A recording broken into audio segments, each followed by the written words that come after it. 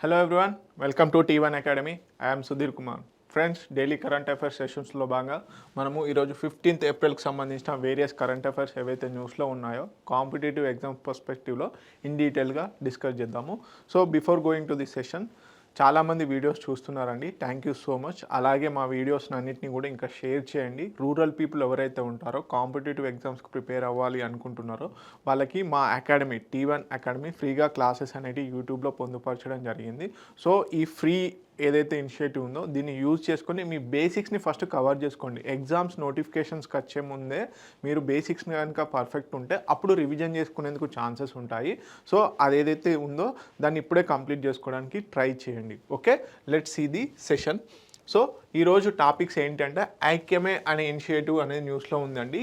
So అదేంటి అనేది చూద్దాము. అలాగే ఏషియన్ డెవలప్మెంట్ బ్యాంక్ వచ్చేసి ఇండియా యొక్క గ్రోత్ రేట్ అనేది ఫైనాన్షియల్ ఇయర్ 26కి ఎస్టిమేషన్ చేసింది. అలాగే DRDO రీసెంట్గా ఒక లేజర్ వెపన్ని టెస్ట్ చేసిందన్నమాట. సో సక్సెస్ఫుల్గా టెస్ట్ కండక్ట్ చేసింది. సో దాని గురించి కూడా చూద్దాము.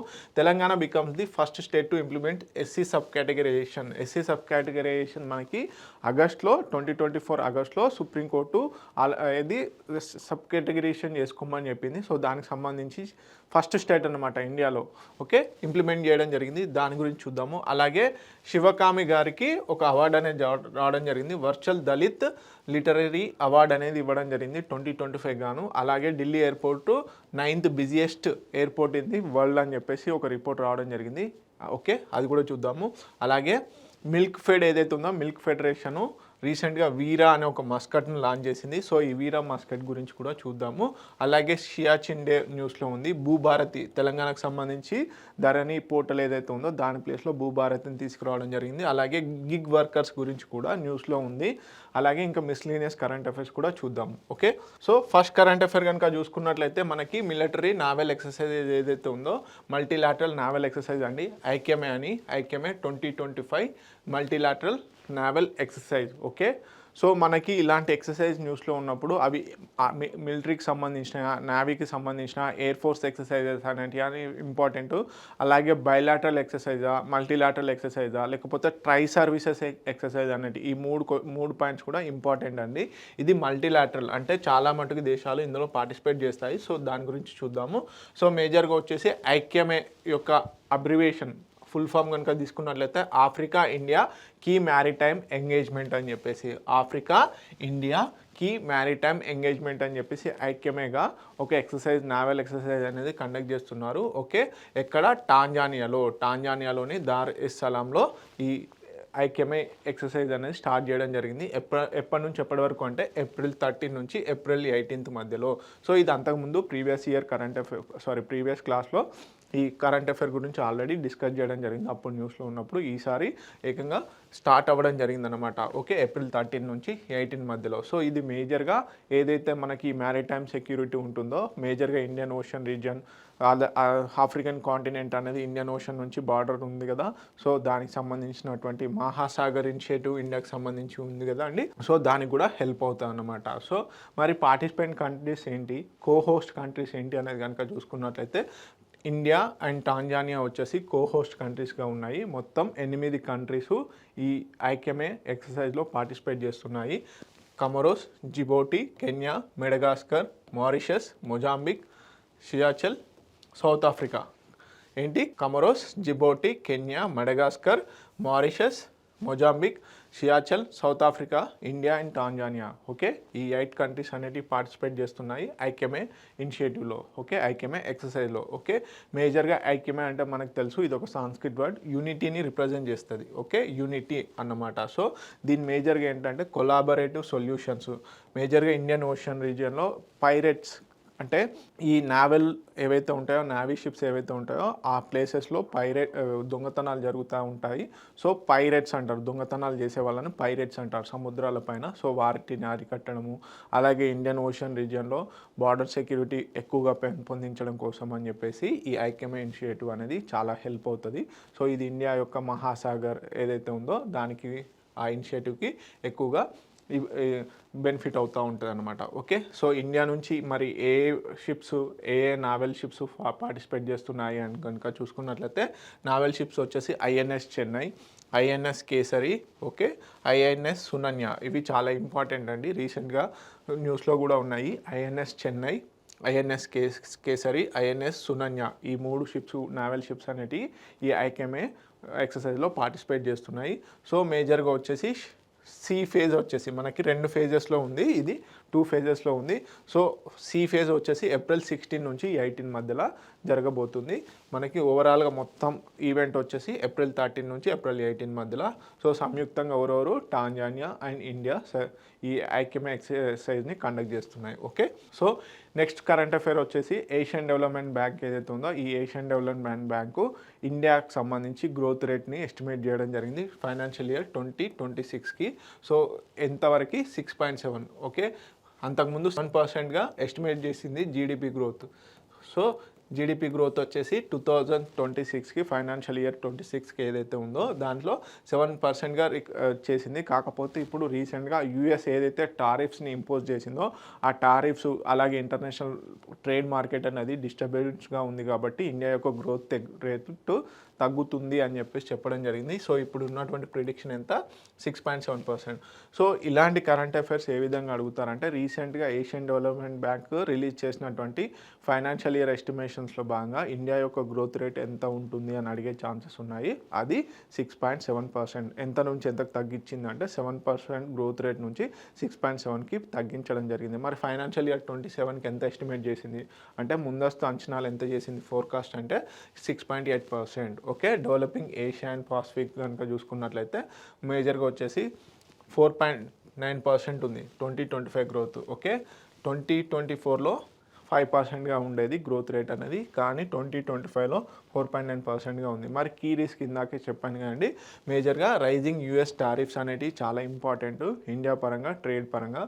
సో ఇప్పుడు ట్రంప్ వచ్చినాక ఏవైతే చైనా, ఇండియా పైన ఈ సుంకాలు అనేటివి ఎక్కువగా మనం ఎక్స్పోర్ట్ చేసినటువంటి గూడ్స్ పైన సుంకాలు అనేటివి విధిస్తున్నాడు. సో దానివల్ల ట్రేడ్ దెబ్బతినే ఛాన్సెస్ ఉన్నాయి కాబట్టి ఆటోమేటిక్గా డెవలప్మెంట్ తగ్గుతుంది అని చెప్పేసి చెప్తున్నారు. అలాగే స్ట్రక్చరల్ ఫుడ్ ఇన్ఫ్లేషన్ అనేది చాలా ఇంపార్టెంట్.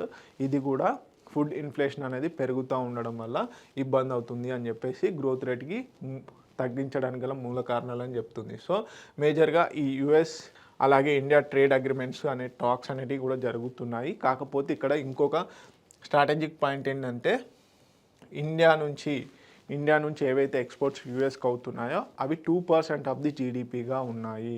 2% జీడిపి మొత్తంలో కనుక చూసుకున్నట్లయితే అది 2%గా ఉందని చెప్పేసి చెప్పడం జరుగుతుంది. సో ఏషియన్ డెవలప్మెంట్ బ్యాంక్ ఎవరు ఏంటి అనేది చెప్పేసి చూద్దాము. సో ఎప్పుడు ఎస్టాబ్లిష్ చేశారు దీన్ని, 1966లో ఎస్టాబ్లిష్ చేశారు. 1966లో ఏషియన్ డెవలప్మెంట్ బ్యాంక్ని ఎస్టాబ్లిష్ చేయడం జరిగింది. Member countries 68. సో ఇక్కడ ఒక ఇంపార్టెంట్ పాయింట్ ఏంటంటే, మెంబర్ కంట్రీస్ అన్నప్పుడు not only Asian countries, others continental countries కూడా ఇందులో మెంబర్సే. యూరోప్ కంట్రీస్, అలాగే American countries, North American, South American countries కూడా ఇందులో మెంబర్సే. సో మేజర్గా poverty reduction, sustainable and inclusive growth Asian రీజియన్లో ఏది పావర్టీ రిడక్షన్కి, సస్టైనబుల్ ఇంక్లూజివ్ గ్రోత్కి చేకూరాలని చెప్పేసి ఏషియన్ డెవలప్మెంట్ బ్యాంక్ని ఎస్టాబ్లిష్ చేశారు, ఫౌండింగ్ చేశారు. సో దీని హెడ్ క్వార్టర్స్ ఎక్కడ ఉందంటే మనీలా, ఫిలిప్పీన్స్లోని మనీలాలో ఈ హెడ్ క్వార్టర్స్ ఉంది. ఎప్పుడు ఎస్టాబ్లిష్ చేశారు, 1966లో. మెంబర్స్ కంట్రీస్ వచ్చేసి 68. కాకపోతే ఆల్ ఓవర్ వరల్డ్ కంట్రీస్ అనేది దీంట్లో మెంబర్స్గా ఉండే ఛాన్సెస్ ఉన్నాయి, not only Asian countries. Asian Development Bank అంటే ఏషియా యొక్క రీజియన్ని డెవలప్ చేసేందుకు ఉన్నటువంటి బ్యాంకు. కాకపోతే దీంట్లో మెంబర్ కంట్రీస్గా అదర్ కాంటినెంటల్ కంట్రీస్ కూడా ఇందులో భాగమే. This is the important point ఒకవేళ ఏషియన్ డెవలప్మెంట్ బ్యాంక్ గురించి అడిగే ఛాన్స్ ఉంటాయి. నెక్స్ట్ వచ్చేసి DRDO, Defence Research Development Organisation ఏదైతే ఉందో అది రీసెంట్గా ఇండిజినియస్లీ డెవలప్డ్ లేజర్ వెపన్ని డెవలప్ చేసింది. సో దాని గురించి చూద్దాం. Okay, successfully tested the MK2A. ఇది important. So laser directed energy వెపన్ని డెవలప్ చేయడం జరిగింది. దాన్ని రీసెంట్గా ఆంధ్రప్రదేశ్లో సక్సెస్ఫుల్గా టెస్ట్ చేయడం జరిగింది. సో ఇండిజినియస్గా డెవలప్ చేసినటువంటి లేజర్ టెక్నాలజీ కలిగినటువంటి వెపన్ ఉన్నటువంటి దేశాల్లో పియనీర్లో ఉందన్నమాట. సో ఆల్ ఓవర్ వరల్డ్లో ఇప్పటివరకు అమెరికా, రష్యా, చైనా మాత్రమే ఈ ఇండిజినస్గా డెవలప్ చేసినటువంటి లేజర్ టెక్నాలజీని ఉపయోగించాయి. సో ఇప్పుడు ఆ 3 కంట్రీలతో పాటుగా ఇప్పుడు ఇండియా కూడా జాయిన్ అవ్వబోతుంది. సో టెక్నాలజీ అడ్వాన్స్మెంట్లో డిఫెన్స్ పరంగా చూసుకున్నట్లయితే ఇది ఒక one of the best achievement అన్నమాట. సో ఈ లేజర్ డైరెక్టెడ్ ఎనర్జీ వెపన్లో ఏం చేస్తారు అంటే ఏదైనా అన్మ్యాన్డ్ వెహికల్ కానీ రోబోస్ కానీ లేకపోతే అన్మ్యాన్డ్ ఏరియల్ వెహికల్స్, అలాగే మనకి డ్రోన్స్, ఇవి ఫ్లయింగ్ ఏరియాలో నాన్ ఫ్లయింగ్ ఏరియాలో కనుక వచ్చినప్పుడు ఆటోమేటిక్గా ఈ హై ఎనర్జీ వెపన్ని ఉపయోగించుకొని లేజర్స్ ద్వారా ఏవైతే అన్మ్యాన్డ్ ఏరియల్ వెహికల్స్ ఉంటాయో వాటిని డిస్మాంటిల్ చేసేందుకు ఛాన్సెస్ ఉంటాయన్నమాట హెవీగా. సో ఇది చాలా కాస్ట్ ఎఫెక్టివ్ అనమాట. సో ఇది చాలా ప్రిసైజ్డ్గా ఈ లేజర్స్ని పంపించి సో ఈజీగా అన్మ్యాన్డ్ ఏరియల్ వెహికల్స్ని ఏదైతే అన్వాంటెడ్ థింగ్స్ని ఈజీగా నేలమట్టం చేసేందుకు ఛాన్సెస్ ఉంటాయన్నమాట. సో ఈ టెక్నాలజీ డెవలప్ చేసినందుకు గాను డిఆర్డిఓకు అప్రిషియేషన్స్ కూడా లభించడం జరిగింది. సో డిఆర్డిఓస్ సంబంధించినటువంటి centre for high energy systems and sciences అనే ఆర్గనైజేషన్ హైదరాబాద్ ఎస్టాబ్లిష్డ్ ఆర్గనైజేషన్ అండి. సో డిఆర్డిఓకి డిఫరెంట్ ఆర్గనైజేషన్స్ ఉన్నాయి. సో దాంట్లో భాగంగా centre for high energy systems and sciences అనే ఆర్గనైజేషన్ హైదరాబాద్లో ఉంది, డిఆర్డిఓకి సంబంధించింది. సో ఇది హైదరాబాద్ బేస్డ్ ఆర్గనైజేషను. సో ఈ ఆర్గనైజేషన్ ఈ లేజర్ టెక్నాలజీని డెవలప్ చేసి ఈ వెపన్ని అందుబాటులోకి తీసుకురావడం జరిగింది. సో దీనివల్ల ఈజీగా డిటెక్ట్ చేయొచ్చు అన్మ్యాన్డ్ ఏరియల్ వెహికల్స్ని, అలాగే ట్రాకింగ్ చేయొచ్చు, న్యూట్రలైజ్ కూడా చేయొచ్చు అనమాట. సో దీనివల్ల such as drones, enemy sensors ఏవైతే ఉంటాయో కమ్యూనికేషన్ యాంటీనాను హై ప్రిసిషన్స్గా ఉపయోగిస్తారు. సో హై ఇంటెన్సిటీ లేజర్ బీమ్ని డైరెక్ట్ చేసేసి ఆ అన్మ్యాన్డ్ ఏరియల్ వెహికల్కి ఈజీగా డిస్మాంటిల్ చేసేందుకు ఛాన్సెస్ ఉన్నాయి. సో చెప్పాను కానీ చాలా కాస్ట్ ఎఫెక్టివ్తో కూడుకున్నటువంటి, అంటే ఒక అన్మ్యాన్డ్ ఏరియల్ వెహికల్ కానీ ఒక ఫ్లయింగ్ ఏదైతే ఫ్లయింగ్ ఎక్విప్మెంట్ ఉంటుందో దాన్ని డిస్మాంటిల్ చేయడానికి హెవీ ఎక్విప్మెంట్ వాడకుండా జస్ట్ గ్రౌండ్ బేస్ నుంచే ఆకాశంలోకి లేజర్స్ని పంపించి ఈజీగా డిస్మాంటిల్ చేయవచ్చు అన్నమాట. సో దానికి మూమెంట్ ట్రాక్ చేయడం ఇవన్నీ కూడా ఈజీగా పెట్టడం జరిగింది. సో దీనికి యాంటీనాస్, ఈ లేజర్ గైడెడ్ యాంటీనాస్ కూడా ప్రొవైడ్ చేయడం జరిగిందనమాట. సో యుఎస్ఏ, చైనా అండ్ రష్యాతో పాటుగా ఇప్పుడు సరిసమానంగా ఈ లేజర్ వెపన్ డెవలప్మెంట్లో ఇండియా కూడా చోటు సంపాదించుకుంది. సో ఈ వెపన్ పేరు important, MK2A, and organisation development చేసినటువంటి ఆర్గనైజేషన్ కూడా important, centre for high energy system and sciences. Okay, next వచ్చేసి Telangana government first state government to implement the SC sub categorisation. Okay, SC sub categorisation implement చేసినటువంటి మొట్టమొదటి రాష్ట్రం దేశం మొత్తంలో ఏదైనా state ఉంది అంటే అది తెలంగాణ స్టేటు. సో అంబేద్కర్ గారి జయంతిని పురస్కరించుకొని ఏప్రిల్ 14 రోజున ఈ ఎస్సీ సబ్ కేటగరైజేషన్ని ఇంప్లిమెంట్ చేయడం జరిగింది. దానికి సంబంధించిన జీవోను నిన్న రిలీజ్ చేశారు. సో యాక్చువల్లీ ఈ ఎస్సీ సబ్ కేటగరైజేషన్ హిస్టరీ ఏంటి అనేది కూడా చూద్దాము. సో మేజర్గా వచ్చేసి ఆగస్ట్ 1, 2024 రోజున సుప్రీంకోర్టు ఏమని జడ్జిమెంట్ ఇచ్చిందంటే ఎస్సీ సబ్ కేటగరైజేషన్ చేసుకోండి అని చెప్పేసి సుప్రీంకోర్టు ఆర్డర్ ఇవ్వడం జరిగింది. ఈ ఆర్డర్ని బేస్ చేసుకొని తెలంగాణ గవర్నమెంట్ కూడా మేము ఓకే ఎస్సీ సబ్ కేటగరైజేషన్ చేస్తాము మేము కూడా అని చెప్పేసి తెలంగాణలో ఎస్సీ పాపులేషన్కి అనుగుణంగా డిఫరెంట్ కేటగిరీస్లలో గ్రూప్ 1, గ్రూప్ 2, గ్రూప్ 3 అని చెప్పేసి 3 కేటగిరీస్ని చేసి దాంట్లో మోస్ట్ బ్యాక్వర్డ్ ఇట్లా కేటగిరీస్ని వేసేసి సబ్ కేటగిరైజేషన్ చేసిందనమాట. సో దీనికి సంబంధించిన బిల్ అనేది మనకి ఎప్పుడు మార్చ్ 18, 2025లో అసెంబ్లీలో ప్రవేశపెట్టి ఈ బిల్లును అనేది పాస్ చేయడం జరిగింది. దాని తర్వాత గవర్నర్ యొక్క సమ్మతి ఏప్రిల్ 8, 2025 రోజున పొందిందన్నమాట. గవర్నర్ యొక్క సంతకం ఎప్పుడైంది? ఏప్రిల్ 8, 2025 రోజున జరిగింది. సో మరి ఈ ఎస్సీ సబ్ కేటగరైజేషన్ కోసం అని చెప్పేసి ఒక డీటెయిల్ స్టడీ చేయాలని చెప్పేసి ఒక కమిషన్ కూడా ఎస్టాబ్లిష్ చేసింది. అంటే ఏ కేటగిరీ ఆఫ్ పీపుల్ని ఎందులో ఉంచాలి, ఏ గ్రూప్లో ఉంచాలి అని చెప్పేసి కూడా ఒక కమిషన్ని ఏర్పాటు చేసింది. 1 మ్యాన్ కమిషన్ని మాత్రమే ఏర్పాటు చేసింది. అంటే క్వశ్చన్స్ ఏ విధంగా అడుగుతారు, 3 సభ్య కమిటీ, 2 మెంబర్లతో కూడుకున్నటువంటి కమిటీ అని అడిగే ఛాన్సెస్ ఉంటాయి. కానీ కాదండి, ఏకసభ్య కమిషనే, ఒక్కరే చైర్మన్, ఒక్కరే మెంబర్గా ఉన్నటువంటి కమిషన్కి ఎవరు అక్టోబర్ 2024 ఏర్పాటు చేశారు. ఎవరండి? షమీమ్ అఖ్తర్ గారు. సో వీరు రీసెంట్గా మనకి హ్యూమన్ రైట్స్ కమిషన్ చైర్మన్గా కూడా అపాయింట్ అవ్వడం జరిగింది. Telangana state human rights commission చైర్మన్గా అపాయింట్ అయింది షమీం అఖ్తర్ గారే. వీరే ఎస్సీ సబ్ కేటగిరీషన్కి చైర్మన్గా ఉన్నారు. ఓకే, నెక్స్ట్ వచ్చేసి మరి బేసిక్ కేటగిరీ అంటే ఏమేం క్రైటీరియాస్ తీసుకున్నారు అంటే లిటరసీ, అక్షరాస్యత, ఎంప్లాయ్మెంట్, ఎడ్యుకేషనల్ యాక్సెస్, అలాగే ఫైనాన్షియల్ ఎయిడ్, పొలిటికల్ పార్టిసిపేషన్, ఇలాంటి కేటగిరీస్ని తీసుకొని డీటెయిల్గా స్టడీ చేసి ఏ గ్రూప్ ఆఫ్ పీపుల్ని ఏ గ్రూప్లో ఉంచాలి అని చెప్పేసి డీటెయిల్గా ఈ కమిషన్ స్టడీ చేసి ప్రభుత్వానికి సమర్పించింది. ప్రభుత్వం సమర్పించిన తర్వాత ప్రభుత్వం బిల్లును డ్రాఫ్ట్ చేసేసి మార్చి 18 రోజున అసెంబ్లీలో పాస్ చేయడం జరిగింది. మార్చి 18 తర్వాత ఏప్రిల్ 8న గవర్నర్ యొక్క అసెంట్ అనేది జరిగింది. అంటే గవర్నర్ సంతకం చేయడం జరిగింది. తర్వాత అఫీషియల్గా వచ్చేసి ఏప్రిల్ 14 రోజున దీన్ని అప్లికేబుల్ చేయడం జరిగింది. అంబేద్కర్ గారి జయంతిని పురస్కరించుకొని ఏప్రిల్ 14న ఈ బిల్ అనేది అమల్లోకి రావడం జరిగింది. సో సక్సెస్ఫుల్గా ఇంప్లిమెంట్ చేసినటువంటి మొదటి స్టేట్ ఏది అంటే తెలంగాణ గవర్నమెంట్ అన్నమాట. సో మేజర్గా వచ్చేసి సెన్సస్ వచ్చేసి 17.5% ఆఫ్ ది పాపులేషన్ ఉన్నారు టోటల్గా.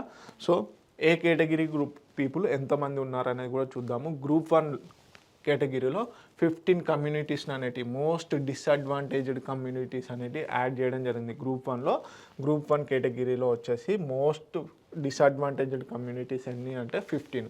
సో మొత్తం ఎస్సీ పాపులేషన్లో వీరు ఎంత పర్సెంటేజ్ అంటే 3.29%. ఎంత పాపులేషన్ పరంగా 1.71 lakhs ఉన్నారు.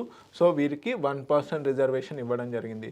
So group 2 category people moderately backward classes ఏవైతే ఉన్నాయో, మోడరేట్లీ బ్యాక్వర్డ్ పీపుల్ ఎవరైతే ఉన్నారో ఆ కమ్యూనిటీస్ని గ్రూప్ 2లో యాడ్ చేయడం జరిగింది. ఈ నెంబర్ ఎంత అండి 18, ఇక్కడ 15. సో వీరు పాపులేషన్లో ఎస్సీ పాపులేషన్లో ఎంత ఉన్నారు అంటే 62.74% ఆఫ్ ది పాపులేషన్ని కలిగి ఉన్నారు.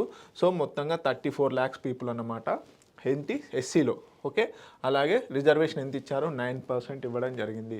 ఓకే, గ్రూప్ త్రీలో వచ్చేసి మొత్తం 26 కమ్యూనిటీస్ని ఎస్సీకి సంబంధించినటువంటి షెడ్యూల్ క్యాస్ట్కి సంబంధించిన కమ్యూనిటీస్ని గ్రూప్ 3లో యాడ్ చేయడం జరిగింది. So 33.96% of the population SC పాపులేషన్లో వీరి యొక్క వాటా ఎంత అంటే 33.96%. సో ఓవరాల్ పాపులేషన్లో అంటే ఎస్సీలోనే 17 lakhsగా వీరు ఉండడం జరిగింది. సో వీరికి ఎంత పర్సెంటేజ్ 5% రిజర్వేషన్ కల్పించడం జరిగింది. సో ఏ గ్రూప్లో ఎన్ని కమ్యూనిటీస్ ఉన్నాయి, ఎంతవరకు పాపులేషన్ ఉంది, ఎంత పర్సెంటేజ్ ఆఫ్ పాపులేషన్ ఉంది, అలాగే ఎంత రిజర్వేషన్ కల్పించింది. సో హైయెస్ట్ కేటగిరీ దేనికి ఇచ్చారు, గ్రూప్ 2 కేటగిరీకి ఇచ్చారు. తర్వాత సెకండ్ వచ్చేసి గ్రూప్ 3, తర్వాత వచ్చేసి గ్రూప్ 1. సో కంపల్సరీ అడిగే ఛాన్సెస్ ఉంటాయి, క్రోనలాజికల్ ఆర్డర్ అడిగే ఛాన్సెస్ ఉంటాయి, లేకపోతే highest percentage A group of ఇచ్చారు అనేది. అలాగే కమ్యూనిటీస్లో పరంగా చూసుకున్నట్లయితే గ్రూప్ 2లో 18 ఉన్నారు, గ్రూప్ 1లో 15 ఉన్నారు, గ్రూప్ 3లో వచ్చేసి 26. సో ఇదన్నమాట. ఓకే, నెక్స్ట్ వచ్చేసి పి శివకామి గారికి వర్చువల్ దళిత్ లిటరరీ అవార్డు 2025 అనేది ఇవ్వడం జరిగింది. ఎందుకు ఇస్తారంటే celebrating literary resistance and Dalit identity అని చెప్పేసి సెలబ్రేషన్స్లో భాగంగా ఈ అవార్డు అనేది ఇవ్వడం జరిగింది. Virtual Dalit literary award 2025 award ఎవరికి వచ్చిందంటే పి శివకామి గారు. వీరు రైటర్, అలాగే రిటైర్డ్ IAS ఆఫీసర్, పొలిటీషియన్ కూడా.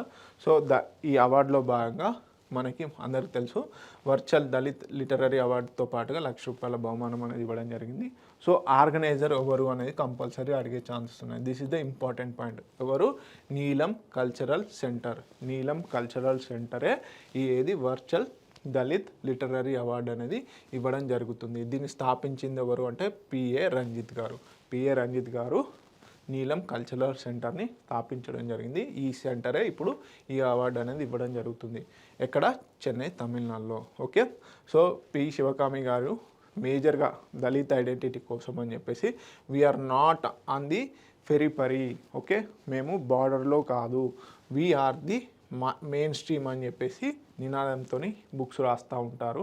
సో వీరి యొక్క నినాదంతో ఈ బుక్స్ రాసినందుకు గాను వీరి యొక్క రచనల గుర్తింపుగా ఈ అవార్డు అనేది ఇవ్వడం జరిగింది. ఓకే, వీరు మేజర్గా disturb the dominant cash comfort Jones, ఇలా రీడిఫైన్స్ లిటరరీ ఆస్థెటిక్స్ పైన ఎక్కువగా లిటరేచర్ చేశారు. ఓకే, నెక్స్ట్ కనుక చూసుకున్నట్లయితే ఢిల్లీ ఎయిర్పోర్ట్కి వరల్డ్స్లో బిజియెస్ట్ ఎయిర్పోర్ట్ ర్యాంకింగ్లో భాగంగా 9th పొజిషన్ వచ్చిందండి. వరల్డ్స్లో బిజియెస్ట్ ఎయిర్పోర్ట్స్లో భాగంగా 9th ప్లేస్లో వచ్చింది. టాప్ 10లో ఉన్నటువంటి ఏకైక ఎయిర్పోర్ట్ ఇండియా నుంచి టాప్ 10 బిజియెస్ట్ ఎయిర్పోర్ట్లలో ఉంది ఏదంటే ఢిల్లీకి సంబంధించిన Indira Gandhi international airport. Okay, so ఈ రిపోర్ట్ గురించి కనుక చూసుకున్నట్లయితే association of airport council of international world report 2024ను రిలీజ్ చేసింది. సో దీంట్లో భాగంగా బిజియెస్ట్ ఎయిర్పోర్ట్స్లలో ఇండియా నుంచి ఒకే ఒక ఎయిర్పోర్టు టాప్ 10లో ఉంది. అది కూడా ఢిల్లీకి సంబంధించింది 9th పొజిషన్లో ఉంది.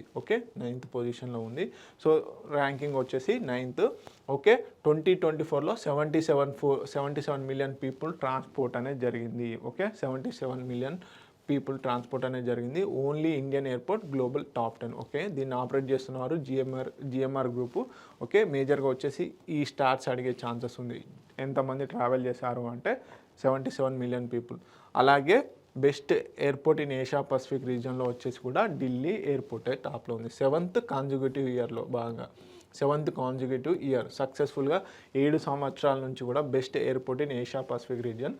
గ్లోబల్ ఏవియేషన్ ట్రెండ్స్ కనుక చూసుకున్నట్లయితే 2024లో మొత్తం ఓవరాల్గా ప్రపంచం మొత్తంలో కనుక చూసుకున్నట్లయితే 9.5 బిలియన్ ప్యాసింజర్స్ అనేది ట్రావెల్ చేశారు. అలాగే ఇది ఓవర్ 9% 2023తో పోల్చుకున్నప్పుడు 9% ఇంక్రీజ్ అయిందనమాట పాపులేషన్. ఏది 9.5 బిలియన్ ట్రావెల్స్ అనేటి. అలాగే 3.8% 2019తో పోల్చుకున్నప్పుడు. ఓకే, టాప్ 10 ఎయిర్పోర్ట్స్లోనే ఓన్లీ కేవలం టాప్ 10 ఎయిర్పోర్ట్స్లోనే 855 మిలియన్ ప్యాసింజర్స్ అనేటి ట్రావెల్ చేయడం జరిగింది. So first busiest airport, top busiest airport ఏదంటే అట్లాంటా. సెకండ్ వచ్చేసి దుబాయ్ సెకండ్. ఓకే, నెక్స్ట్ వచ్చేసి ఢిల్లీ ఇందిరాగాంధీ ఇంటర్నేషనల్ ఎయిర్పోర్ట్ కనుక చూసుకున్నట్లయితే 150+ డెస్టినేషన్ వరల్డ్ వైడ్గా సేవలు అందిస్తుంది. 150కి పైగా వరల్డ్ లెవెల్ డెస్టినేషన్స్కి సేవలు అందిస్తుంది. Okay, India's aviation growth and modern ఇన్ఫ్రాస్ట్రక్చర్కి హెల్ప్ అవుతుంది. Okay, so these are the stats for recent. 2019లో 19th పొజిషన్లో ఉండేది, 2021లో 13th పొజిషన్, 2023లో 10th పొజిషన్, 2024లో 9th పొజిషన్. అంటే క్రమంగా వన్ ఆఫ్ ది బిజియెస్ట్ ఎయిర్పోర్ట్గా మారుతుంది. ప్రపంచంలోనే వన్ ఆఫ్ ది బిజియెస్ట్ ఎయిర్పోర్ట్గా క్రమంగా మారుతూ ఉందన్నమాట. సో 19లో 17th పొజిషన్లో ఉంటే 21లో 13th పొజిషన్, 23లో 10th పొజిషన్, 24లో 9th పొజిషన్. సో ఇండియా నుంచి ఉన్నటువంటి టాప్ 10లో ఉన్నటువంటి ఏకైక ఇంటర్నేషనల్ ఎయిర్పోర్ట్ ఏదంటే New Delhi Indira Gandhi international airport. Okay, so next వచ్చేసి మిల్క్ ఫెడరేషన్ ఏదైతే ఉందో, మిల్క్ ఫెడరేషన్ వీరా అని చెప్పేసి ఒక మస్కట్ని లాంచ్ చేసింది. సో ఈ వీరా అనే మస్కట్ దేనికి సంబంధించింది అంటే వర్కా అనే బ్రాండ్ ఏదైతే ఉందో ఈ వర్కా అనే బ్రాండ్కు వీరా అనే మస్కట్ని లాంచ్ చేసింది. సో మనకు అమూల్కి ఏ విధంగా అయితే అమూల్ బేబీ ఉందో అదేవిధంగా వర్కట్ అనే బ్రాండ్కి వీరా అని చెప్పేసి ఒక మస్కట్ని లాంచ్ చేసిందనమాట. సో ఇప్పుడు మనము అమూల్ పాల ప్యాకెట్లు కానీ అమూల్ ప్రోడక్ట్స్ కనుక చూసుకున్నట్లయితే అమూల్ బేబీని చూస్తాం కదా. సో అదేవిధంగా వర్కట్కి సంబంధించిన దానిపైన వీరా. సో ఈ ఎవరు ఇంపార్టెంట్ ఎందుకు అంటే ఇది అన్నెసెసరీ అనుకుంటారు, కానీ కాదండి.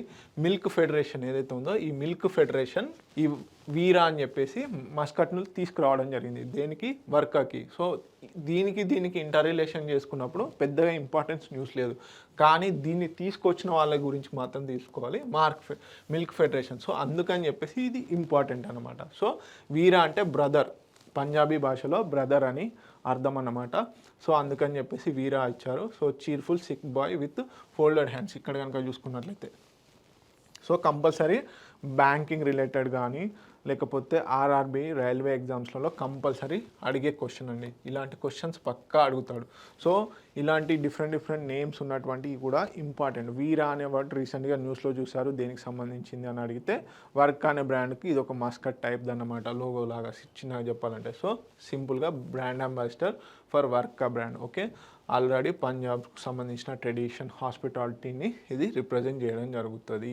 సో వర్కా మేజర్గా వచ్చేసి ఇది పంజాబ్ పేరెంట్ ఆర్గనైజేషన్ వచ్చేసి milk federation of Punjab.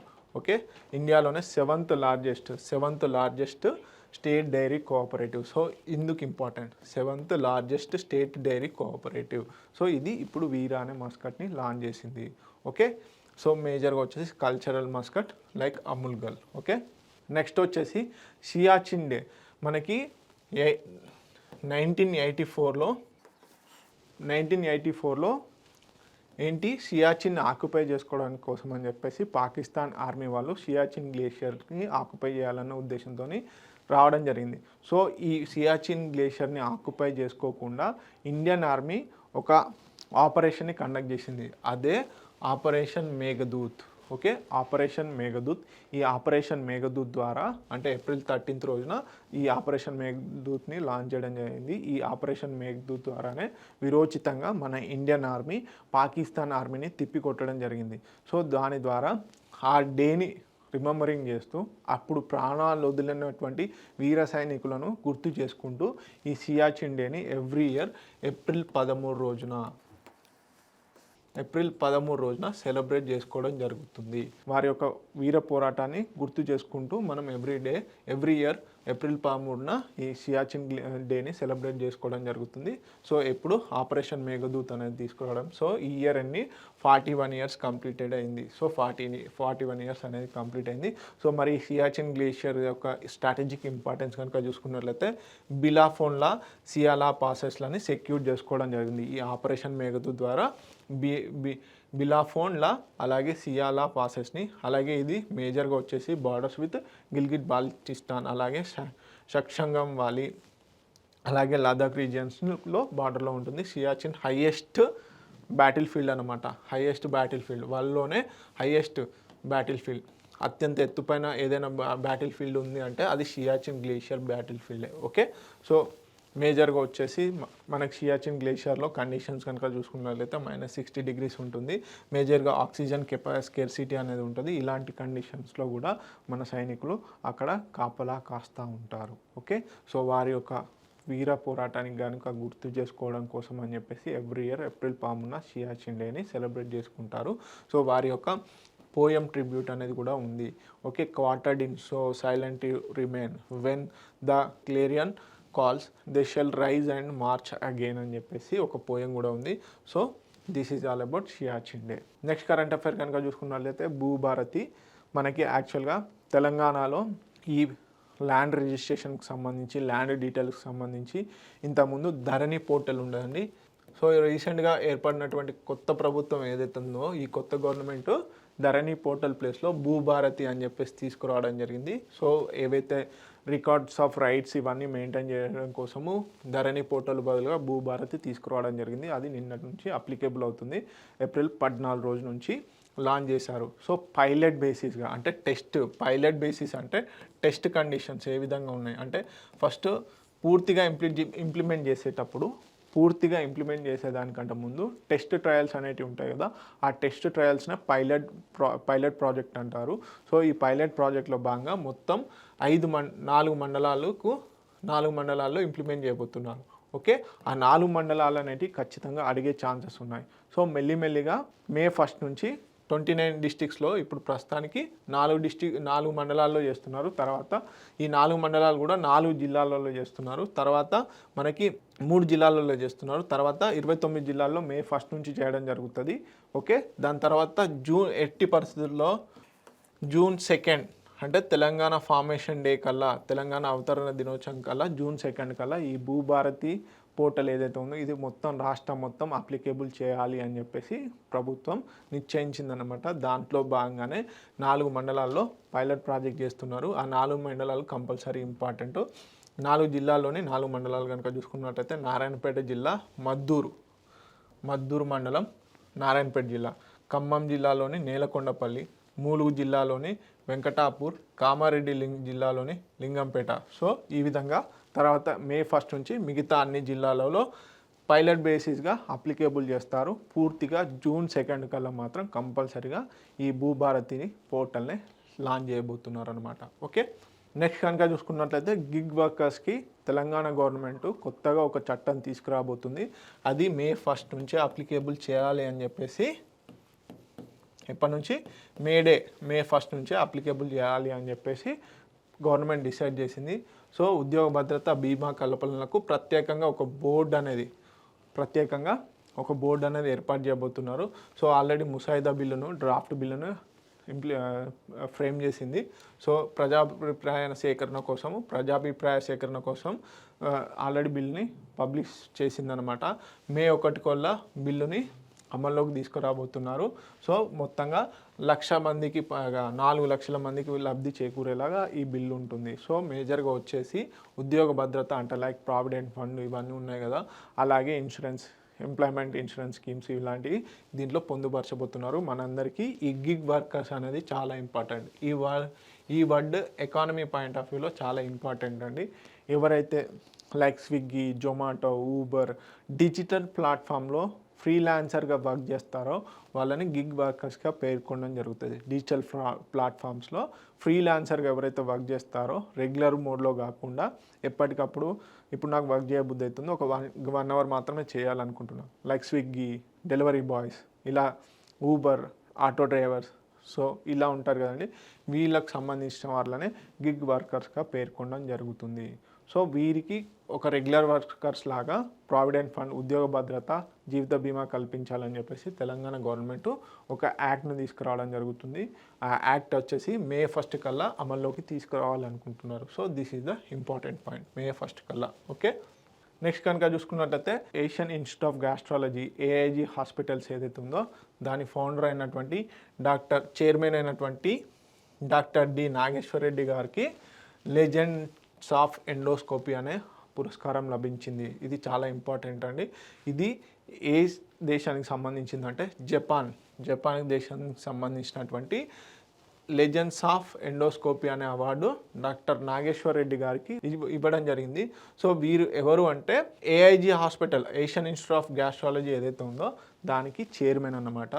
So వీరు ఈ గ్యాస్ట్రాలజీకి సంబంధించినటువంటి కాంట్రిబ్యూషన్కు గాను ఈ పురస్కారం అనేది ఇవ్వడం జరిగింది. So Tokyo life global endoscopy 2025, Tokyo life global endoscopy 2025 అనే ఈవెంట్లో భాగంగా వీరికి ఈ అవార్డు అనేది ఇవ్వడం జరిగింది. సో చాలా ఇంపార్టెంట్, కంపల్సరీ అడిగే ఛాన్సెస్ ఉన్నాయి. నెక్స్ట్ వచ్చేసి ఉజ్జయినిలో ఒకేసారి 50,000 మందికి భోజనాలు చేసినందుకు గాను పెట్టినందుకు గాను గోల్డెన్ బుక్ ఆఫ్ వరల్డ్ రికార్డ్స్లో చోటు సంపాదించుకుంది. ఇలాంటి క్వశ్చన్స్ అడిగే ఛాన్సెస్ ఉన్నాయి.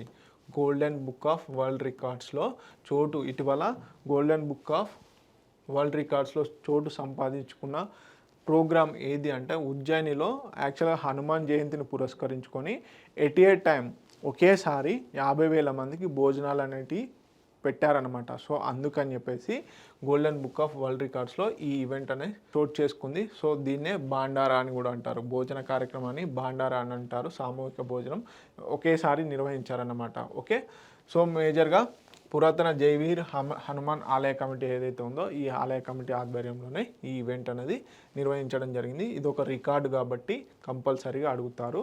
సో ఇది ఎక్కడ మనకి మధ్యప్రదేశ్లోని అంబాపూర్, ఉజ్జయిని దగ్గర ఉన్నటువంటి అంబాపూర్ అనే నగరంలో. ఓకే, సో ఇవ్వండి ఇంపార్టెంట్ కరెంట్ అఫైర్స్ అనేటివి.